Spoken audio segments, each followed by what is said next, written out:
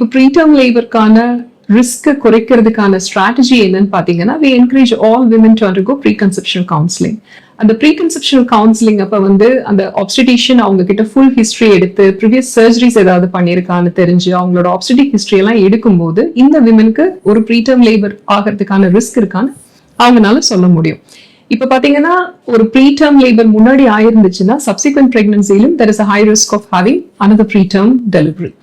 So for women who are at risk of preterm labor, we can initiate something called serial ultrasound scan. அதாவது ரெகுலரா ultrasound scan பண்ணி அவங்களோட cervical length measure பண்ணி பார்க்கலாம். அந்த cervical length வந்து குறைஞ்சிட்டு வருது அப்படின்னா வந்து இந்த விமனுக்கு வந்து ப்ரீடர்ம் லேபரோட ரிஸ்க் வந்து அதிகம். ரெண்டாவது infection screening is also very important.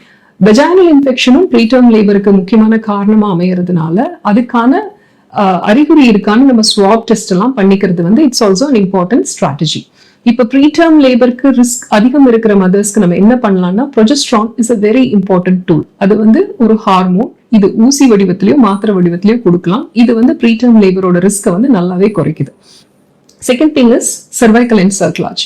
For those women who have a short cervix or an incompetent cervix, அந்த சர்விக்ஸை சுத்தி ஒரு ஸ்டிச் போட்டுட்டா அந்த ப்ரீடர்ம் லேபர் ரிஸ்க் குறையுது. இப்ப புதுசா வந்து அரவிந்த் பெசரின்னு சொல்லி வந்திருக்கு. இது வந்து ஒரு சிலிகான் டிவைஸ், அதாவது வெஜைனால வச்சிடணும். சர்விக்ஸை வந்து இது சப்போர்ட் பண்ணி இதுவும் வந்து ப்ரீடர்ம் லேபருக்கான ரிஸ்கை வந்து குறைக்குது. So these are the preventative strategies available to prevent preterm labor.